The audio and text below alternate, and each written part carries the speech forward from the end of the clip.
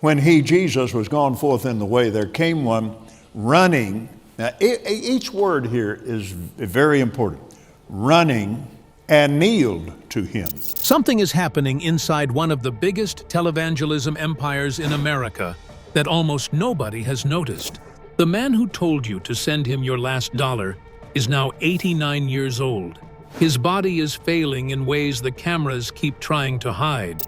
His son has quietly stepped back into the top chair, and the family he built his fortune around has been burying its own.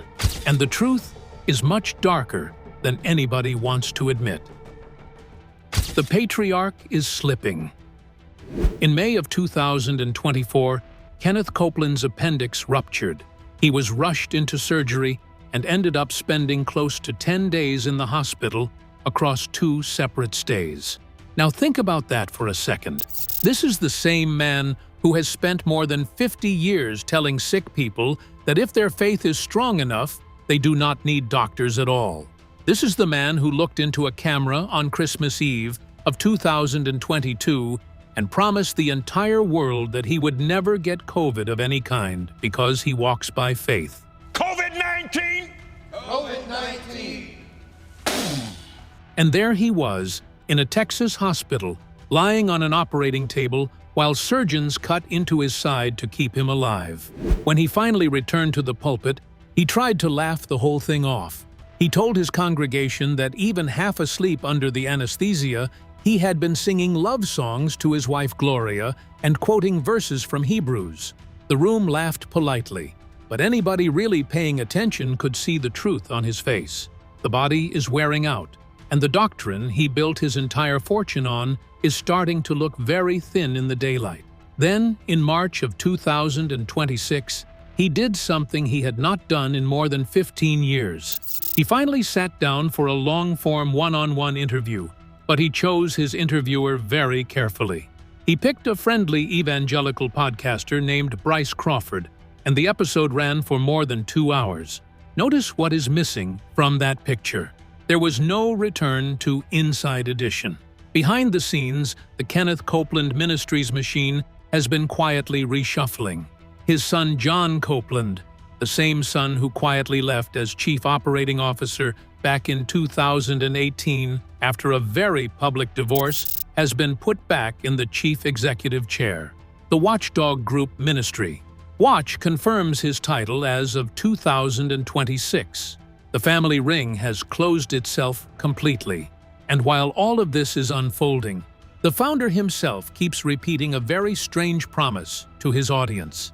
He keeps insisting that he has a personal agreement with God to live until the age of 120. The math behind that promise gets harder to swallow with every birthday that passes.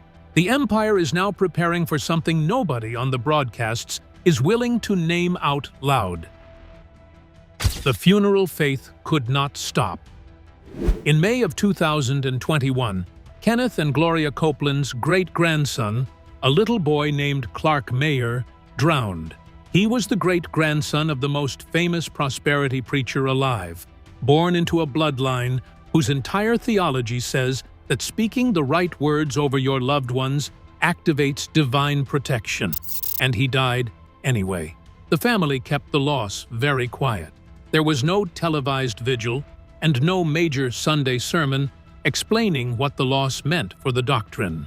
For a ministry built on the spoken word as a force, that silence around that little boy is its own kind of confession.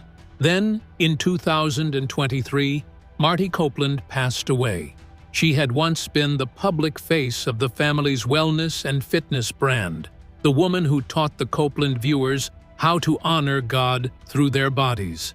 She had been divorced from John Copeland for about 5 years by that point. The ministry never put out a formal statement to its donor base. The story barely surfaced anywhere in mainstream coverage. And, once again, the same question hangs in the air for anybody honest enough to ask it. Where was the promised healing in that household? Even before those losses, the cracks were obvious for anyone willing to actually look.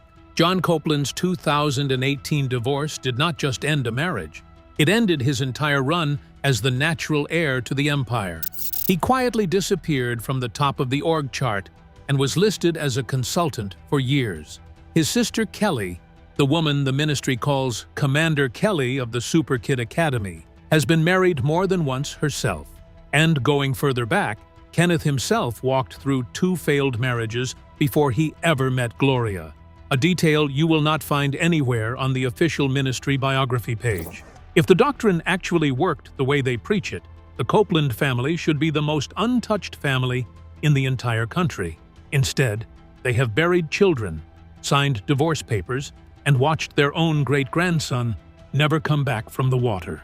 The product simply does not match the promise, and the cracks were showing on national television long before they ever showed up in the family. The day Lisa Guerrero caught him on camera.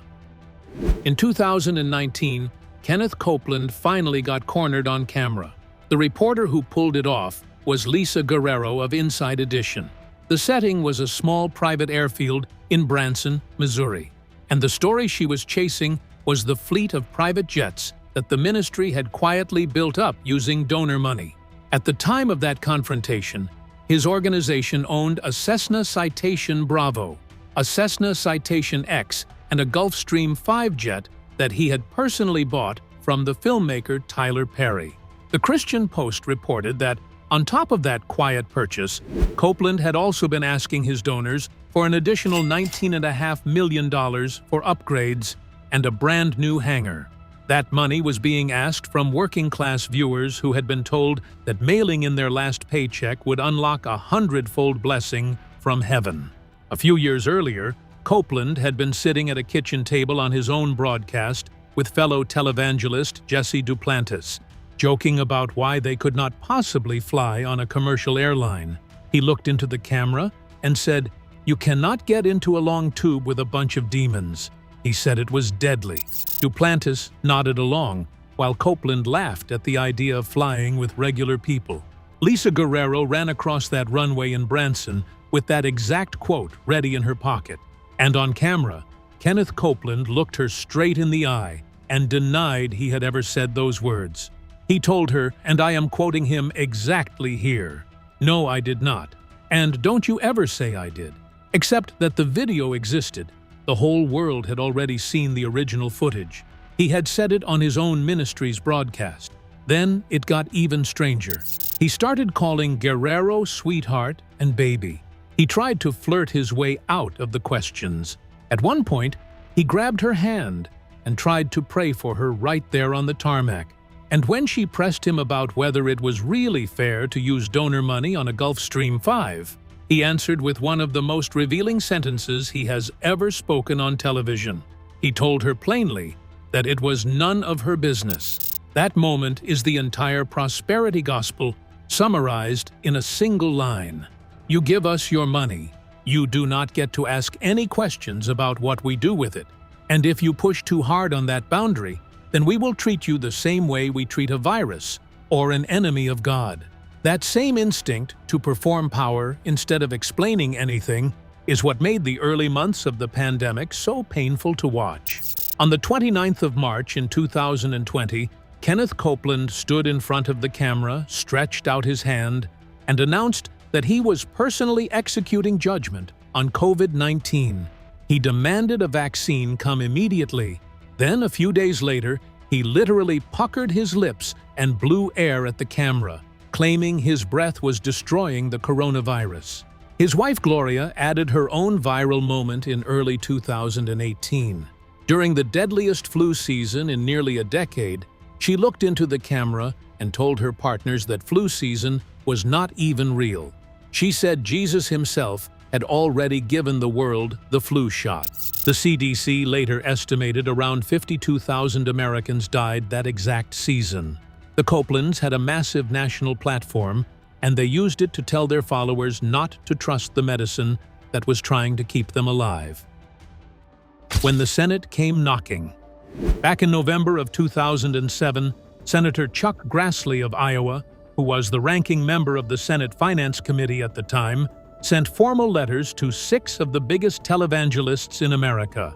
Kenneth Copeland was right at the top of that list. The other names included Benny Hinn, Joyce Meyer, Creflo Dollar, Eddie Long, and Paula and Randy White. Grassley was asking for very simple information. He wanted to know who was on their boards. He wanted to know what they paid themselves. He wanted to know how much their private jets actually cost and where the financial books lived. 3 of the 6 televangelists eventually complied with the request. 3 of them stonewalled the entire investigation from start to finish. Copeland was firmly in the Stonewall group, and the way he refused became almost as scandalous as the financial information he was hiding. The Eagle Mountain International Church, which is the legal church shell that holds most of the Copeland empire together, sent back a response saying that it had cooperated to the fullest extent possible without compromising the privacy and association rights protected by the United States Constitution.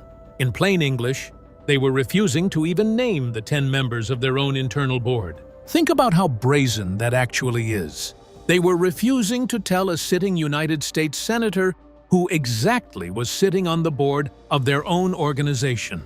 When the final Senate staff review was finally released on the 6th of January in 2011, even with all that resistance, the numbers that did leak out were absolutely stunning. The Copeland parsonage outside Fort Worth was an 18,000-square-foot mansion appraised at $6.4 million on 25 acres of land. There were 3 boat slips, 4 boats, including a ski boat parked inside an aeroplane hangar, multiple Mercedes and Cadillacs registered in family names, and even a Corvette. The board structure was so tight that one former New York State charities regulator named William Josephson said the bylaws proved Kenneth Copeland was a control freak because they gave him personal veto power over every single board resolution. The Senate staff review specifically flagged that former Kenneth Copeland Ministries employees had told investigators they were too scared to speak openly. They had been told inside the organization that God would blight their finances if they cooperated with the Senate. That is not faith language. That is intimidation, dressed up in church clothing. In the end, the Senate issued 0 subpoenas and 0 penalties. The investigation closed with a polite recommendation that the industry police itself. Kenneth Copeland Ministries has still never joined that accountability council. The doctrine that built the empire. To really understand why so many serious Christian leaders have spent decades warning about this ministry, you have to look past the money and look at what Kenneth Copeland actually preaches when the financial story fades into the background. Because the money problems are bad enough on their own. The theology behind the money is what holds the whole machine together. Copeland is a leading voice in what is called the Word of Faith movement, and the lineage of that movement is one of the dirtiest secrets in modern American religion. It traces back to a writer named E.W. Kuntibabupian, who died back in 1948, and whose writings were borrowed very heavily by a later preacher named Kenneth Hagin Sr. Hagin then personally mentored a young Kenneth Copeland in the late 1960s, after Copeland had already worked as Oral Roberts' personal pilot. Costi Hinn, who happens to be Benny Hinn's own nephew and grew up inside this exact insider network, has openly written that the entire theological system rests on Hagin's borrowed material from Kenyon. He used the actual word plagiarism in his book. Now, what does Copeland actually preach on top of that questionable foundation? 2 specific pieces of doctrine have followed him around for more than 40 years. The first is what critics call the Little God's teaching. On a Believer's Voice of Victory broadcast back in 1987, Copeland said that when he reads in the Bible where God says "I am," he simply smiles and says, "Yes, I am too." In one of his published books, he went even further and wrote that Adam was not just a little like God. He was exactly like God. Pastor John MacArthur has called this teaching a different gospel entirely. And Hank Hanegraaff, who is famously known as the Bible Answer Man, wrote in his book Christianity in Crisis that the Copeland ministry bears all the marks of a cult. The second piece of doctrine is honestly even darker. Copeland teaches that when Jesus died on the cross alone was somehow not enough to save anybody. He teaches that Jesus had to descend into hell, be tortured personally by Satan, and then be born again inside hell in order to defeat the devil through some kind of spiritual conquest. That sermon is still hosted on the Kenneth Copeland Ministries website to this day. It is the exact kind of teaching that has driven mainstream Christian leaders, from R.C. Sproul to Justin Peters, to label Copeland as preaching a different Jesus and a different gospel altogether. And all of it funnels right back into the offering plate. Because once you accept that you are a little God yourself, and once you accept that words activate spiritual force, then the next step is to accept that mailing in your last paycheck activates a 100-fold return from heaven itself. So we finally come to the question nobody around Kenneth Copeland actually wants to answer out loud. What happens to all of this when he is gone? When the last believer dies. The empire he built has been quietly contracting for years, even if the broadcasts have done a careful job of hiding that fact from the average viewer. His flagship show, Believer's Voice of Victory, stopped airing on the Trinity Broadcasting Network back in October of 2020. Conventions that used to run for almost a full week have been trimmed down to shorter formats. His private airport in Tarrant County, Texas, which once stood as the symbol of how massive the empire had grown, now has only one usable runway. Even the appraised value on the famous parsonage suddenly dropped by almost $4 million in 2021, in a way the Trinity Foundation flagged as deeply suspicious. The Watchdog Group Ministry. Watch currently gives Kenneth Copeland Ministries a transparency grade of F. Their donor confidence score is 10 out of 100. Their official published guidance to donors uses exactly 2 words: withhold giving. They have also documented that more than 20 members of the Copeland family have drawn paychecks from the ministry over the years. The man at the center of all of it is preparing for the handoff, whether he ever admits it from the stage or not. John Copeland is back as Chief Executive Officer as of 2025. His older sister, Terry Copeland Pearsons, the senior pastor of Eagle Mountain International Church, has been formally given the title of Chief Visionary Officer of the entire ministry. Gloria appears on broadcasts much less often than she used to, and the family's social media has begun softly preparing audiences with tribute-style language about her life and wisdom. Here is what I cannot stop thinking about as I look at all of this. Oral Roberts died at the age of 91. Kenneth Hagin Sr. died at 86. Paul Crouch of the Trinity Broadcasting Network died in 2013. Eddie Long died of cancer in 2017. Every single founder of every major prosperity ministry in the last 70 years has died of something the doctrine said they could just speak away with faith alone. Not one of them lived to 120. Not one of them came close. Kenneth Copeland keeps telling his audience that he has a personal agreement with God to live until the year 2056. He turned 89 in December of 2025. He has been hospitalized, his appendix has ruptured, his family has buried a great-grandson and a daughter-in-law, and the only people he will now sit down with for long interviews are friendly podcasters who agree in advance not to ask the hard questions. The patriarch is still preaching. The empire is still standing.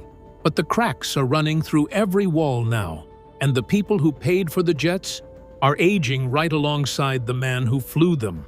What do you honestly think happens to a ministry like this once the founder is finally gone?